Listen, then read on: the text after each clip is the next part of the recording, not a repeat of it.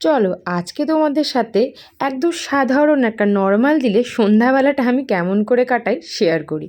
তো আজকে আমি ডিনারে বানাচ্ছি ডাল ভাত আলু ভাজা, মাই ফেভারিটস। কিন্তু আমার শ্বশুরমশাইয়ের জন্য কিন্তু রুটি বানাতে হবে। সকালবেলা রান্নার মাসি করে গেলেও রাতের ডিনারের দায়িত্বটা কিন্তু আমার ঘাড়েই। তো সেই জন্য এখানে ডাল সিদ্ধ বসিয়ে দিয়েছি, 4টা সিটি পড়ে গেছে, রেডি। একটা কাজ তো হয়ে গেল। এবার চলে এসেছি আমি রুটি আর আলু ভাজা একসঙ্গে করতে, কারণ আই অ্যাম এ প্রো। আর রুটি করতে আমি একদম লেজিট প্রো, সত্যি কথা বলছি। ফোলা ফোলা লুচি বানাতে আমি আমার সব এক্সপার্টিস একদম লেভেল ব্লাস্ট করে চলে গেছি। তো আমার কাছে কোনো ব্যাপারই না ফুলকো ফুলকো লুচি বানানো। আর তার সঙ্গে আলু ভাজা তো আছেই আমার ফেভারিট, তার সঙ্গে ভাতও বসিয়ে দিয়েছি।